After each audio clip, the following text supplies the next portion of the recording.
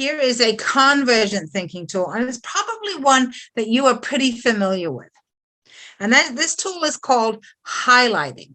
So highlighting is when, comes from actually, taking ideas and putting them on Post-it notes, which a lot of people do. Now we do it on online tools like a mural or whiteboard, in Zoom or Muri. I don't even know all the tools that people use. Stormboard, lots of different tools. And what you typically do is you say to people, which idea do you like best? I'm here to suggest to you that that's an okay question, but there are some much better ways to highlight. And this goes back to being deliberate and focused and wanting novelty and focusing on the objectives of whatever it is that you're doing. So instead of asking people what do they like best, ask them to pick the ideas that are the most novel. If you want to get through these ideas quickly and find out which ones, have a better chance of actually working, ask people to pick the ideas that they think would be the easiest to test.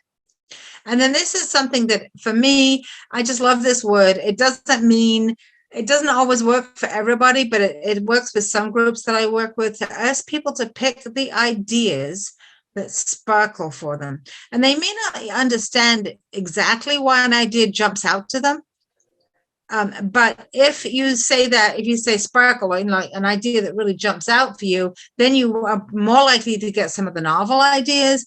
You may get ideas that are easy to test. You may get ideas that are much more, they're different from the ones that you just like. So the other problem with picking ideas that you like is that people whose idea didn't get picked, they can take that person and say, well, you didn't like my idea. It's not about you liking you, but it can make people, feel less engaged. So we don't necessarily want to ask what they like best, but we really want to focus the objectives and have people pick the ideas that are, in some way most related to the problem they're trying to solve, or the most novel. So, and then when you're highlighting, I just want to mention one other thing about highlighting. So the next thing that people do after they highlight is that they cluster. And I think that clustering is good. You can take, ideas that are, that look as if they are alike and put them together and think that you're combining ideas, and building ideas. But it's very important when you do that you really understand what it is that you are clustering together. Because remember, people are writing, if you're using Post-it notes, people are writing what may be a quite complex thought on a very tiny piece of paper. And you may not understand what it is they really meant. So if you are choosing to cluster ideas together, it's very important to do that deliberately and to have a facilitator ask, when you wrote this idea, what did it mean to you? Have the person explain it, and then allow other people to decide whether or not their own idea should be clustered with that idea. It takes longer, but it is so much more effective than just combining things because they have a similar word.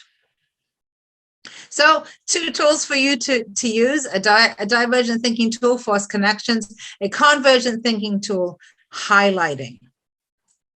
Okay, now I'm going to teach you one more convergent thinking tool. And those of you who are on here, I didn't want to do that. Those of you who are on here who know me, this is absolutely my favorite tool in the whole world.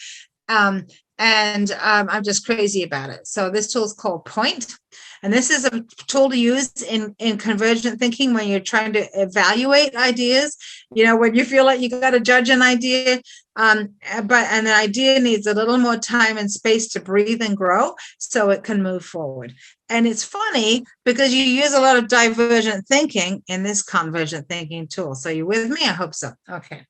So you're going to look at an idea and you're going to ask about this idea before you say, that's a terrible idea.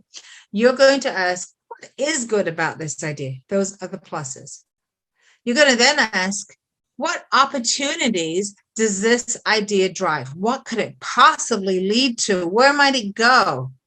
And only then will you ask about the issues with the ideas, and you're going to state the issues affirmatively. And once you have identified the issues, you can then choose to use some new thinking to address those issues and really improve the idea. So that's point, pluses, opportunities, issues, and new thinking.